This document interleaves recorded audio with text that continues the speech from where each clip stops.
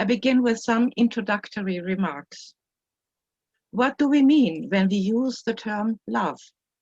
Looking at the ways in which this term has traditionally been employed in ordinary language as well as in theoretical discourse, we find a diversity of meanings that cover a broad range of relations. Regarding relations among humans, the term has been specified by expressions such as eros, agape, caritas, and solidarity, and has included references to the biblical idea that we ought to love all fellow human beings, even our enemies. In theological context, the meaning of the term is obviously extended beyond the sphere of human interaction, as the relationship between God and human beings, as well as in Christianity, the inner Trinitarian relation is characterized as a loving one. In contemporary mundane language, however, the term love has, to a large extent, lost its comprehensive meaning. It is normally associated with what is called romantic love, or refers even exclusively to the sexual relation, as in the expression to make love. Romantic love typically is understood in terms of popular images of happy, intimate relations, as they are transmitted by advertising in the branches of fashion and dating agencies. At the same time, however, this notion is widely considered as expressing an obsolete ideal. As more and more people experience painful processes of separation, which often result in rather fragmented forms of life, the question arises whether the ideal they had expected to come true had been flawed from the beginning. In order to seek clarification, different approaches are called for. One focus has to be on the socio-economic conditions that shape contemporary life. Could it be that currently dominant social practices in both the public and the private sphere constitute hindrances for love to be realized? In this respect, the discourse on modernity needs to be taken into consideration. On the other hand, the common ideal of love as an intimate bond requires in-depth examination. We encounter different conceptions. While the mainstream view is shaped by the imagery of romantic love, as it is to be found everywhere in commercial contexts and at the same time dismissed as unrealistic, we also find that humans know of a more complex conception that might be termed true love. This alternative conception does, however, remain largely inexplicit in the present context due to the popular rhetoric that sweepingly dismisses any idea of long-term bonding. As we search for a consistent conception of love, it is important to note that the task of spelling out such a conception cannot be met by methods of empirical research, like those employed in psychology and in social sciences. Rather, a philosophical approach is required that explores and thinks through the semantic content of the term love. Such an approach is not only of theoretical relevance, as it seeks to provide differentiated categories that allow us to reflect our concrete relationships in a more precise as well as subtle manner. Also, it should lay a well-argued foundation for a clear assessment of both the theoretical shortcomings and oppressive consequences of popular cliches. With this task in mind, it seems promising to turn to Hegel, who does, like hardly any other scholar in modern times, place love in the center of his philosophical thinking. As he elaborates the core concept of his system, spirit, Geist, analyzing the inner process of spirit, that is what he calls the dialectical movement, Hegel claims explicitly to be following the basic structure of love between humans. He maintains that, I'm quoting, in love, all the moments contained which we have described as the essential component of the absolute spirit. So here a clear relation between the concept of love and his understanding of absolute spirit. Thus, a careful analysis of the intimate human relationship provides Hegel with the paradigm concept, which then employs far beyond his type of personal relations, using it, for instance, as the matrix for his understanding of the theological conceptions such as incarnations, which Christian literature describes in terms of God's love for the world. In this manner, Hegel demonstrates how the seemingly different specifications of love, some of which have been listed above, may be understood as intrinsically connected. Thus, rather than elaborating a detached philosophical idea, Hegel seeks to explore the idea of true love that we have known all along, albeit not in a clearly spelled out form. One difference I have to note in the beginning. Hegel's notion of love is hardly compatible with his own portrayal of marriage. It is not, by the same token, a theory of conventional marriage. Part 1. Getting involved with this person as a whole. Hegel emphasizes that only a being who is spirit is able to love, and that genuine love can occur only in the encounter with another being of the same kind. Love can only happen towards the same, towards the mirror, towards the echo of our nature, he says. As true love occurs only under the condition that the relevant other is a being of the same nature, it is implied, I quote, that the other in whom spirit is remaining with itself must also be spirit, a spiritual personality. It is important to note that Hegel's concept of spirit must not be understood in the sense of ghost. Spirit is not a separate identity detached from the physically given. Rather, it is the characteristic feature that distinguishes the human being from all other living creatures, embracing the human being as a whole. In order to provide an illustration, Hegel points at the fact that the human face always shows a specific expression, in this way never presenting itself merely as part of an organism. At all instances, our face is shaped by personal inner experience, Hegel emphasizes.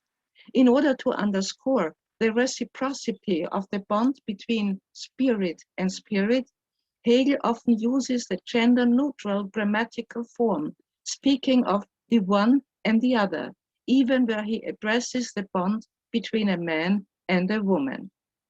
Discussing what it means when the sameness of the one and the other fails to be acknowledged, Hegel notes, I'm quoting, as long as the subject retains the form of the subject and the object of love the form of the object, love is prevented from happening.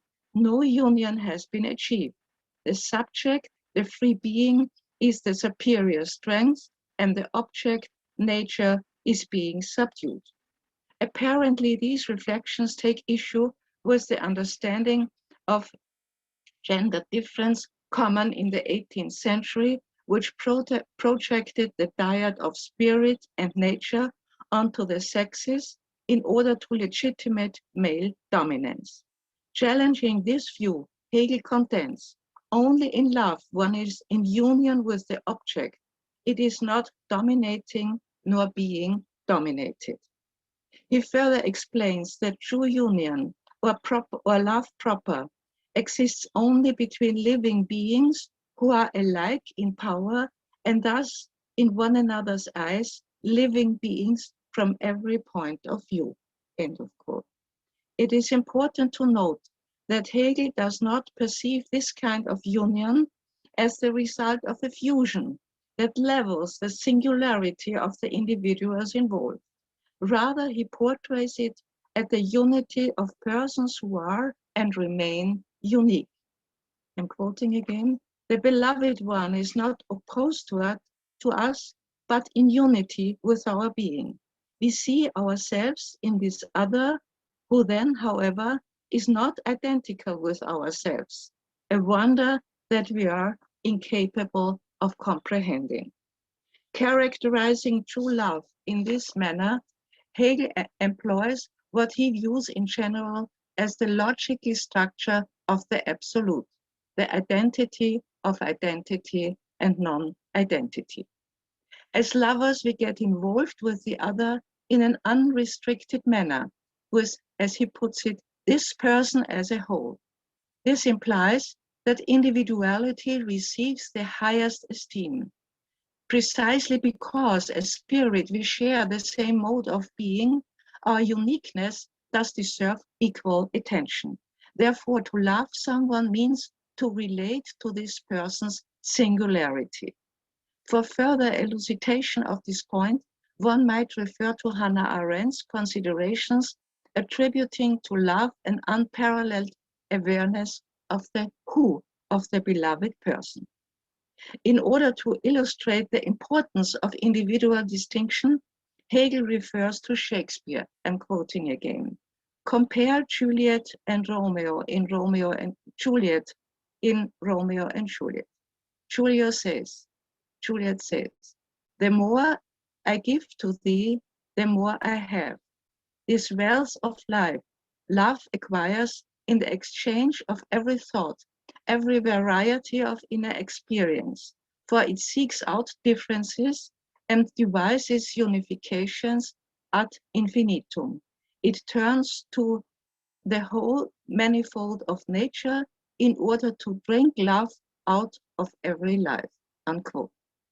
This mode of full involvement entails that love liberates our opposite of all foreign character. In love, the separate does still remain, but no longer as separate, rather as something united.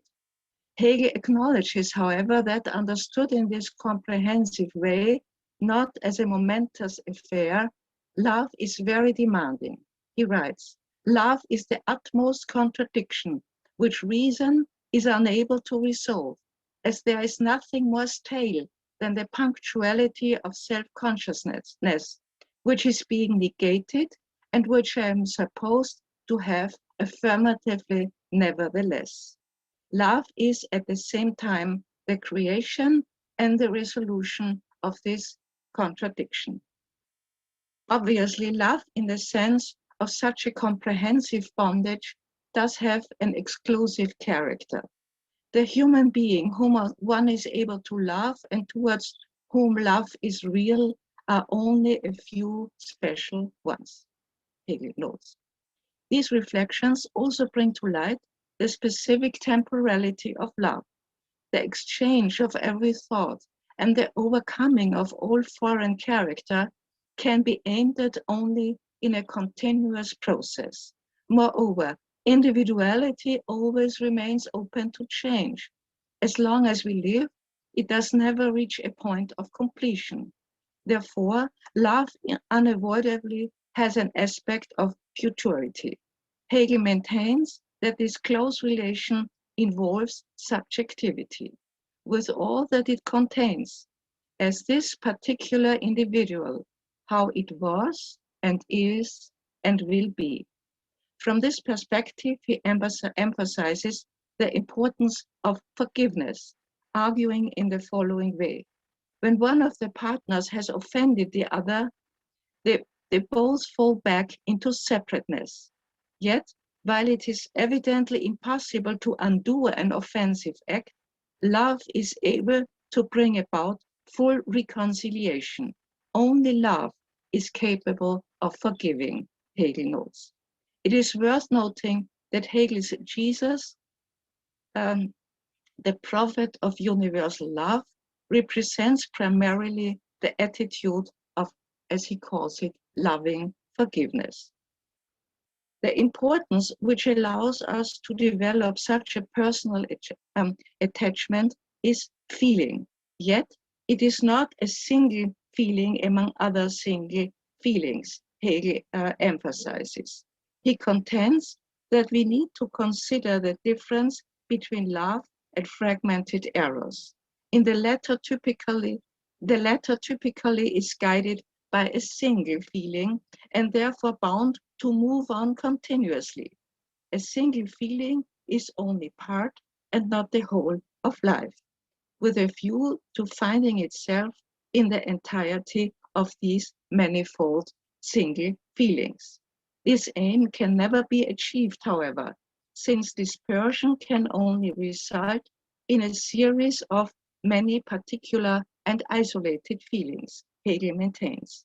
In the medium of film, Federico Fellini has taken up this topic in an ironic manner in his film 8½, Otto e Mezzo, as he shows his leading actor, Marcello Mastroianni, sitting in a wooden bathtub in the kitchen of an old farmhouse, surrounded and cared for by all the women of his life, from his mother onwards.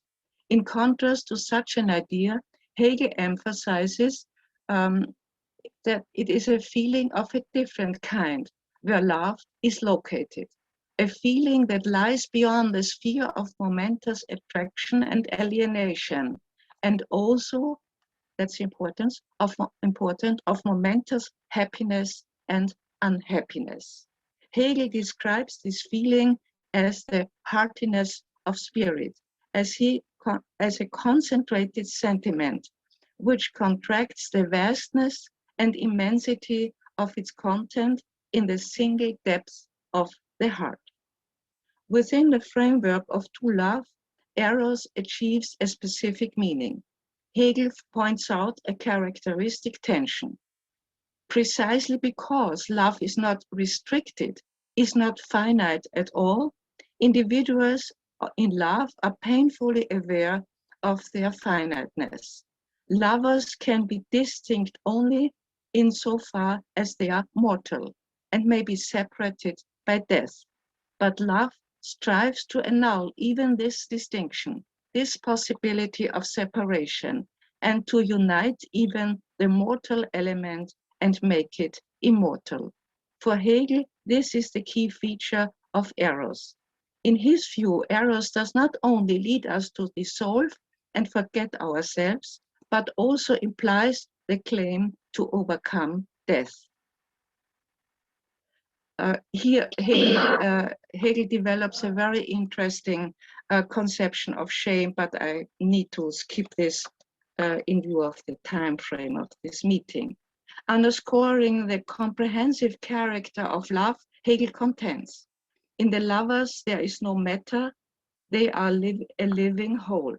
Consequently, it would seem totally inappropriate to view love as being grounded in a desire focusing on bodily features or on the social status of a person. In Hegel's term, such a form of fixation would mean that something dead here forms one term of the love relationship, and that means that love is girt by matter alone. Similarly, any attempt to captivate someone by means of physical attractiveness would disclose an attitude which attributes intrinsic worth to the mortal body. Hegel reads the expression shameless as designating this kind of attitude. In this context, he also addresses the scandal of sexual abuse. As he points out, I'm quoting, the hostility in a loveless assault does injury to the loving heart itself, unquote. In contrast to such modes of insisting on one's own self, genuine love does not leave the individuals untouched, but rather shapes them. Each individual does not only bring into relationship his or her specific identity as something eternal, as it were, rather both lovers are also being shaped by their relationship. It is only through their love that they acquire their subjectivity, which constitutes their personality, Hegel notes. In this manner, A shared identity is being developed, which does eventually allow the lovers to speak in terms of we, that is, to speak as one single person. Addressing this relational aspect of identity, Hegel chooses a poignant mode of expression. The I is we, a plurality, and the we is a single I. In other words, love is the distinction of two who are at the same time absolutely indistinct from one another. The feeling and consciousness of this identity is what constitutes love, is being beside myself. I have my self-consciousness not in myself, but in the other, yet this other in whom alone I am satisfied as he is equally being beside himself, has his consciousness only in me, both of us being nothing but the consciousness of being beside oneself. To perceive, to feel, to know this unity, this is what constitutes love. Part 2, challenging social pathologies of our time. By defining love in terms of spirit, Hegel provides an insight that enables us to expose deficiencies in modern life and to advocate an unabridged conception of humanity. Only 3 examples of this critical potential of Hegel's theory can be specified here in a brief manner. Firstly, Hegel addressed early on the social problems resulting from capitalism. Economic structures that incite competition, he argues, have led to an increasing isolation of the individual, generating a trend towards atomistic social conditions. As people insist in their separateness, they in terms of competition, they fail to fully get involved with the other.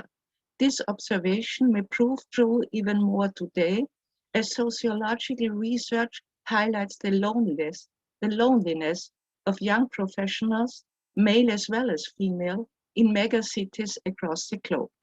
Hegel describes this development in terms of a significant loss of humaneness. Where self-centeredness prevails, the singularity of individuals is denied the appreciation and enrichment that only mutual involvement can engender. One consequence is an incapability of feeling the pain of separation and of mourning. Hegel notes, as the individual is an independent unit for whom everything else in the inner world is a world external to him, and while his objects change, they are never absent. This is the ground of his tranquility in the face of loss and his sure confidence that his loss will be compensated soon, because compensation is possible here. Secondly, Hegel's approach also allows us to challenge a naturalistic reductionism in conceptions of human relations. A case in point are common views on love that focus on the sexual distinction of the body and on a desire which reflects the anatomically dyad male-female. From this perspective, love among human beings appears as a secondary phenomenon which is ultimately anchored in biology. Today, views of this kind are expressed in various contexts that reach from social biology to conventional theological theories of natural law. One shared feature is the concept of a social order based on gender roles. In contrast, Hegel emphasizes on our being Hegel's emphasis on our being spirit allows us to address the shortcomings of such cliches. Since genuine love requires to acknowledge the uniqueness of the other, the concept of gender roles clearly is at odds with love. As this concept suggests viewing everyone primarily as representing his or her gender, attributing to men and women a respective shared character, it neglects the relevance of human singularity. Social, to this very day, social practices in the public sphere have typically been based on the concept of gender roles. One indication of this deficit is the grammatical singular often used.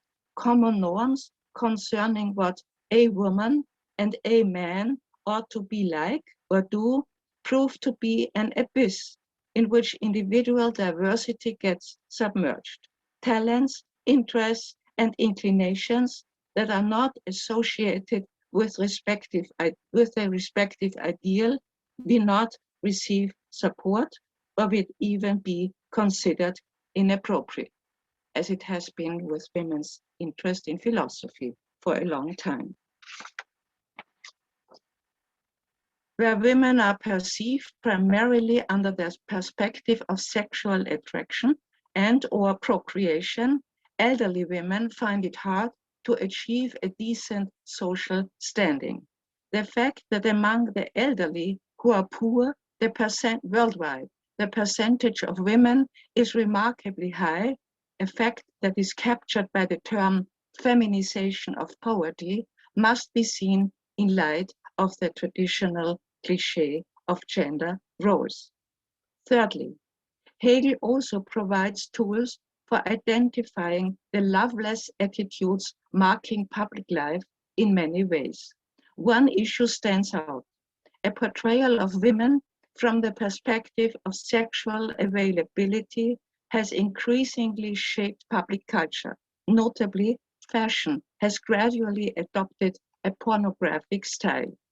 Also, the sharp increase in the international trafficking of women and in sexual violence is based on this attitude. What these phenomena have in common is that women are being treated as objects rather than respected as subjects who are entitled to decide on their own whom they would like to get involved with. Hegel's reflections prove instrumental for clearly marking the difference between a sexual relationship on equal terms on the one hand and a sexualization of power relation, which implies that women are treated merely as matter on the other hand. The focus on the uniqueness of each human being also makes room for challenging the discrimination of individuals who represent groups that have notoriously been confronted with discrimination, for instance, people involved in same-sex relations. In general, it is important to consider, according to the conception of spirit, everybody is entitled first to be acknowledged as equal to everyone else, and secondly, to be respected and supported in her uniqueness. In this manner, Hegel's conception covers common inclusive meanings of the term love, such as charity, agape, and mercy, as listed above. Part 3, Transcending Finiteness. Elaborating on the intimate bond among humans, Hegel highlights one far-reaching aspect. As the involved individuals experience what he calls a spiritualization of the sensual relation, they perceive in an immediate manner what spirit is all about. Based on this thesis, Hegel places love in the context of his distinction of three forms of the absolute spirit: art, religion, philosophy. Hegel designates love as this worldly religion of the heart. This thought must not be read as referring specifically to religious people. It rather applies to anyone who dearly loves somebody. Any love, Hegel argues, is shaped by the infinite abstraction from all worldliness. Thus, true love opens up a perspective that transcends our finiteness. Hegel addresses in particular the way in which we mourn the death of a beloved person.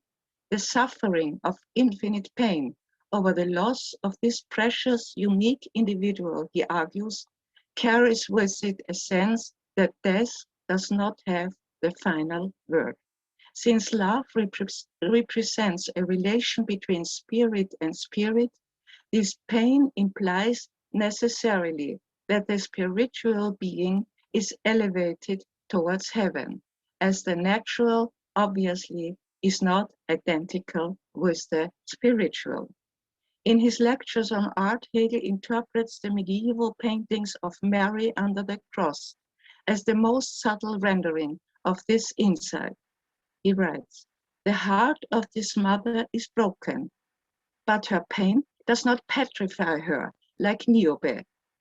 The expression of her face rather reveals that spirit is blissful elsewhere."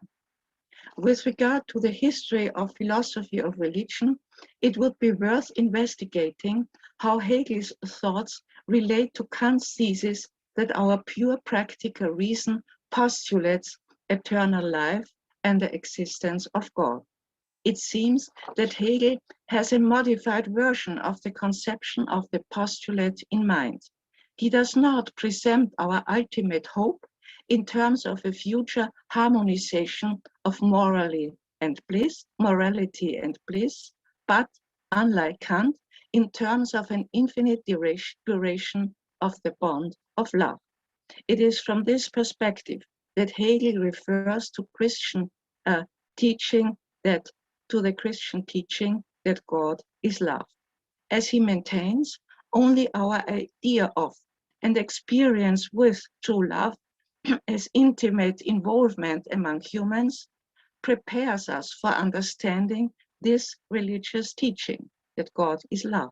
How else could we grasp the meaning of this particular characterization of God? He notes, evidently, Hegel adopts here the traditional conception of via eminentiae that focuses on the mediation between human notions and attributes of God. More specifically, Hegel elaborates the idea God is love in terms of an internal process that resonates with human experience, as he notes. The life of God can, if we like, be spoken of as love disporting with itself.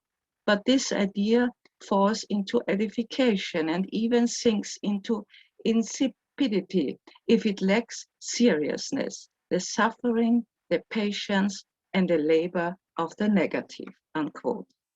Against the backdrop of these reflections, the need to challenge current atomistic tendencies appears even more urgent. As Hegel demonstrates, the widely shared view that in our time the notion of true love is obsolete does, by the same token, bereave people of the hope for eternal bliss. One devastating impact of this loss of hope is that human existence can no longer be viewed as ultimately making sense at all. In their critical analysis of modern conditions, Max Horkheimer and Theodor Adorno claim that humans typically consider themselves captivated in a world which has no exit.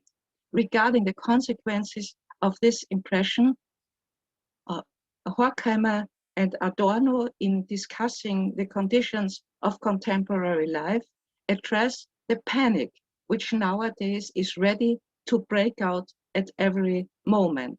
People expect that the world, which has no exit, will be set on fire by a totality which they themselves are and over which they have no control. Taking a look at the products of cultural industry that currently are highly estimated across the globe, like horror films, video games based on science fiction, we find, I think, ample evidence for this disturbing diagnosis of modern life and for the importance of rereading Hegel's conception of love. Thank you very much.